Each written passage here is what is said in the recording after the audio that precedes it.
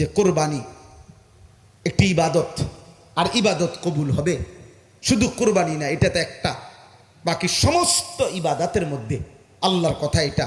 অজু বলো, নামাজ বলো, রোজা, হজ, জাকাত, জিকির, তেলাওয়াত, দান, সাদাকা, ঈদ, কোরবানি, সমস্ত ইবাদাত মুমিনের কবুল হওয়ার জন্য শর্ত হইল তাকওয়া থাকতে হবে। কি থাকতে হবে বলেন না, কি থাকতে হবে? গুনাহমুক্ত। গুনাহমুক্ত তাকওয়ার প্রথম অর্থ হলো গুনাহমুক্ত থাকা। কি থাকা? তাকওয়ার প্রথম, তাকওয়ার দুই অর্থ, এক হলো গুনাহ বর্জন করা, দ্বিতীয় অর্থ হলো আদেশ পালন করা। তারকুল মুনকারাত ফি'লুল খায়রাত, গুনাহ বর্জন করা, আদেশ পালন, আর এই দুইটা মিললে হয় আল্লাহর ভয়। তাকওয়ার এমনি আমরা স্বাভাবিক অর্থ বলি না যে আল্লাহর ভয়, এটাও ঠিক আছে, মানে আল্লাহর ভয় মানে কি, মানে গুনাহ ছাড়ে দেওয়া, আল্লাহর আদেশ কি করা, পালন। এই গুনাহমুক্ত হইতে হবে, গুনাহমুক্ত। তাহলে নামাজ কবুল হবে কখন? তাকওয়া থাকবে যখন। রোজা কবুল হবে কখন? তাকওয়া থাকবে যখন। হজ কবুল হবে কখন? তাকওয়া থাকবে যখন। জিকির কবুল হবে কখন? তাকওয়া থাকবে যখন। সাদাকা কবুল হবে কখন? তাকওয়া থাকবে যখন। তালিম তাআল্লুম, শিক্ষা শিখানো কবুল হবে কখন? তাকওয়া থাকবে যখন। কোরবানি কবুল হবে কখন? তাকওয়া থাকবে যখন। গুনাহমুক্ত। অতএব যার সম্পদ, যে কোরবানি করলো হারাম টাকা দিয়া, সুদের টাকা, কিস্তির টাকা, লোনের টাকা, ধোকাবাজি, প্রতারণার অবৈধ উপার্জিত টাকা, তোমার এই কোরবানি ওই মাটিতেই থাকবে, আসমানে উঠবে না। তোমার গোস্ত তুমি খাও, আরো খাও, আরো বাতলো ভাত, এতটি খাও, বালতিত করে ভাত খাও, খাও রাক্ষস, আরো ভাত খাও, সুদখোর আরো খাও, আরো আরো ফেসবুকে দাও তোমার গরুটার ছবি। এই জন্য অনেক মানুষ আছে ইদানিংকালে হে চিন্তা করে ও আখেরা থেকে কি কোরবানি দিয়ে, এটা চিন্তা করে লাভ নাই। গরু কিনতে শুরুর থেকে শেষ পর্যন্ত বারবার মোবাইলে ছবি দেয়, মানে গরুর সাথে সাথে কি দেয়, নিজের দাঁড়াইয়া ছবি, ফেসবুকে ছবি দিতেছে। মানে আমি সবসময় বলি আর কি, এটার অর্থ হইল এই গরুর সাথে ছাগলের সাথে ছবি দিয়া উনি সবার কাছে জানতে চায় যে দুই গরু দেখতে কেমন, দুই ছাগল দেখতে কেমন। হ্যাঁ, সবার কাছে জানতে চায় যে দেশবাসী দয়া করে জানাবেন দুই গরু দেখতে কেমন লাগতেছে। আর আমার তো ছোট মোবাইল, আমার যদি বড় মোবাইল থাকতো তা আমি কইতাম যে দুনো গরু একই রকম লাগতেছে, দুই ছাগল একরকমই মনে হইতেছে, দুটারই ছাগলই মনে হইতেছে, গরুই মনে।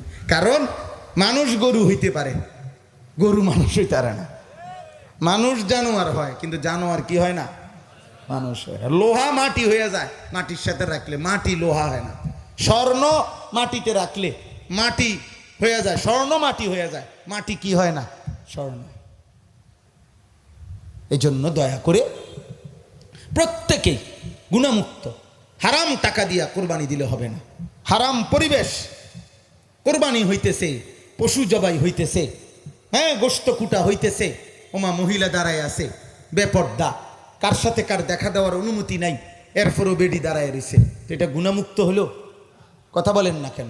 এরপরে ডেকসেট বাজতেছে, গান বাজতেছে, হ্যাঁ কোরবানির প্রাণীও কুটা চলতেছে, এটা গুনাহমুক্ত পরিবেশ হইল? গোশত খাইতে খাইতে টেলিভিশনে নাচ গান নর্তকী দেখতেছে, এটা কি গুনাহমুক্ত পরিবেশ হইল? অতএব গুনাহমুক্ত থাকতে, জীবন আমার গুনাহমুক্ত হইতে হবে, সম্পদ আমার গুনাহমুক্ত হইতে হবে, পরিবেশ আমার গুনাহমুক্ত হইতে হবে, নারী পুরুষ সব গুনাহমুক্ত হইতে হবে। এজন্য আল্লাহ বলে, বান্দা কোরবানির মধ্যে তোমরা দেখো প্রাণীর দিকে, আমি দেখি তোমাদের দিলের দিকে। সবাই তাকায় কিসের দিকে? গরুর দিকে। আমি আল্লাহ তাকিয়ে থাকি তোমার কলিজাটার দিকে, হৃদয়ে আমার ভয় আছে কিনা, গুনাহমুক্ত কিনা, আমি ওইটা বুঝ পাইলে আমি কবুল করব, নাই তো তোমার গোস্ত তুমি খাও, আমার লাগবে না। আমার কি লাগবে? লান ইয়ানালাল্লাহা লুহুমুহা ওয়ালা দিমাউহা ওয়ালাকিন ইয়ানালুহুত তাকওয়া মিনকুম। আল্লাহ বলেন গোশত লাগবে না, রক্ত লাগবে না, বরং আমি তোমাদের তাকওয়া চাই। কি চাই বলেন না, কি চাই? তো চলেন ইনশাআল্লাহ আজকের এই মোবারক মাহফিলে আমরা সিদ্ধান্ত নেই, ছেলে বুড়ো জওয়ান বুড়া, পর্দার আড়ালের মা বোন, আমরা প্রত্যেকেই চেষ্টা করব গুনাহ থেকে বাঁচতে। বলেন ইনশাআল্লাহ। আল্লাহ যেন আমাদের জীবন তাকওয়াওয়ালা বানায়, গুনাহমুক্ত বানায়। ছেলেদেরকে আবারও বলি, ভাই নিয়ত করো ফজরের নামাজ পড়বা। এই আয়াতের মধ্যে এই কথাটা একটা প্রসঙ্গ, যে যেদিন প্রথম এই পৃথিবীতে এই যে আমাদের সামনে কোরবান, এ আর অল্প একটু কথা। এই কোরবানির সূচনা যেদিন, সেই প্রথম দিনের কোরবানি হযরত আদম আলাইহিস সালামের দুই ছেলের কোরবানি, হাবিল এবং কারবিল। কিন্তু ঘটনার প্রেক্ষাপট হইল যে প্রথম দিন এই পৃথিবীতে সর্বপ্রথম যেই গুনার প্রথম পরিবেশ, গুনার যেই প্রথম আয়োজন মাটিতে জমিনে, তো সেটা নারীকে কেন্দ্র করে, নারীকে কেন্দ্র করে। হাবিল আর কাবিলের এই দ্বন্দ্ব, আর কাবিল হাবিলকে হত্যা করা, আর কাবিল আল্লাহর বিধান না মানা, একমাত্র কারণ নারীর প্রতি আসক্তি। কিসের আসক্তি? নারীর প্রতি আসক্তি।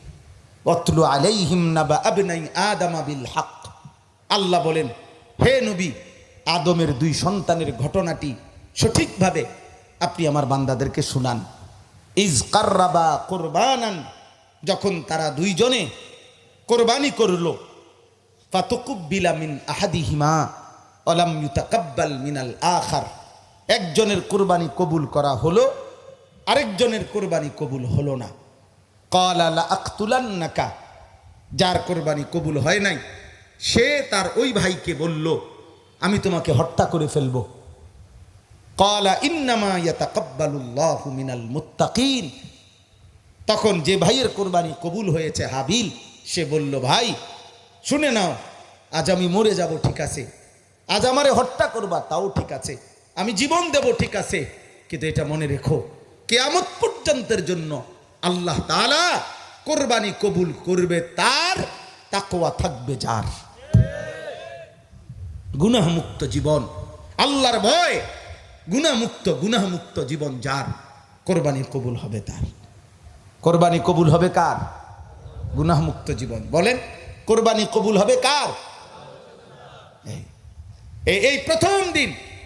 আমি লম্বা ঘটনা বলতেছি না, ঘটনা আপনারা জানেন, কিন্তু আপনারা বলেন, এই কাবিল বলছে, আমি আমার সাথে এই বোন, আমি এরই বিয়ে করুন, আমি একেই বিয়ে, আমি এর প্রতি আসক্ত, আমি একেই চাই, একেই চাই। এখন একটা জিনিস খেয়াল করেন, এটাই শুধু বুঝাইতে চাই, ছেলের আব্বা তোমরাও বুঝো, একজনই বুঝো, নারীর প্রতি যখন কারো আসক্তি হয়, নারীর লোভ হারাম জায়গায়, আল্লাহর অনুমতি নাই এমন জায়গায় নারীর লোভ যার ভিতরে ঢোকে, তো তার পরিণতি শেষ পর্যন্ত কি হয়? এই কাবিলের আচরণ থেকে একটা জিনিস বুঝো। এক নাম্বার, এই নারীটাকে মানে এই মেয়েটাকে যাতে বিবাহ না করে, সর্বপ্রথম এই নিষেধটা করছে আল্লাহ তাআলা, যে তোমার জন্য এ না ওই হাবিলের সাথে বোন বিবাহ করবা। তাহলে এই নারীকে বিবাহ করতে নিষেধ করেছে কে? আল্লাহ। কাবিল বলল, আমি আল্লাহর হুকুম মানি না, আমি নারী চাই। আচ্ছা, দুই, এই কথাইটা যে এই বোনকে বিবাহ করো না, এই নারীকে, এই কথাইটা যে বলছে আদম আলাইহিস সালাম ওরে শুনাইছে, তিনি তো নবী। আদম নবী না? কথা বলে না তো। এ জানতুনি তার বাবা যে নবী, তো তাহলে এটা নবীরও হুকুম কিনা? এই কথাইটা নবীর আদেশ কিনা যে এরে কি করো না, বিবাহ করো না? কিন্তু এই নাফরমান বলতেছে, আমি নবীর হুকুমও মানি না, আমি নারী চাই। কয়টা হলো? দুইটা। আচ্ছা, তিন নাম্বার, পিতা এই আদম আলাইহিস সালাম তার বাপ কিনা? কথা বলে না। তা বাপও বলছে কিনা যে এরে বিবাহ করো না, বলছে কিনা? তো এই নাফরমান বলছে, আমি বাপ মার হুকুমও মানি না, আমি নারী চাই। এই হলো জঘন্যতা। নারীর যে আসক্ত হয়, এই নাফরমানের কথা হলো, আমি আল্লাহ চিনি না, আমি নবী চিনি না, আমি মা বাপ চিনি না, আমার নারী দরকার, আমার নারী দরকার। আর তার চূড়ান্ত পরিণতি কি, সমাপ্তি কি? মানে একে তো প্রথম হলো নারীর প্রতি লোভ, এই নাফরমান আল্লাহ মানে না, নবী মানে না, বাপ মা মানে না, এটা তো আলো। এবার এটার চূড়ান্ত পরিণতিতে এই মাত্রা যদি সীমা ছাড়িয়ে যায় তো এই নাফরমান শেষ পর্যন্ত হত্যা করতে, খুন করতেও পিছপা হয় না। তো কাবিল তার ভাই হাবিলকে হত্যা করছে কিনা? কথা বলে না কেন? এটাই বললাম। এই জন্য আব্বা প্রত্যেকের কাছে অনুরোধ, তোমরা অনেক ছেলে পেলে আছো, সবার কাছে অনুরোধ আব্বা, এই মোবাইল দেখে দেখে নারীর প্রতি আসক্তি এটা বাদ দাও। এই নারীর ছবি, এই জিনা ব্যভিচারের দৃশ্য, হারাম প্রেম, হারাম সম্পর্ক, নারীর প্রতি হারাম আকর্ষণ, এটা জীবনটা বরবাদ করে দিবে। নবীজি সাল্লাল্লাহু আলাইহি সাল্লাম বলছে, এই পৃথিবীতে কিয়ামত পর্যন্ত যত মানুষ অন্যায়ভাবে খুন হবে, প্রত্যেক খুনের, প্রত্যেকটা খুন পাপের, এই কাউকে হত্যা করলে এই হত্যার একটা শাস্তির গুনাহ, এই পাপটার গুনার একটা অংশ এই কাবিলের আমল নামায় লেখা হয়। আউয়ালু মান সান্নাল কাতলা, সর্বপ্রথম পৃথিবীতে হত্যার সূচনা করেছে এই কাবিল, নারীকে কেন্দ্র করে। কাকে কেন্দ্র করে? নারীকে কেন্দ্র। আল্লাহ আমাদেরকে মাফ করে দেন।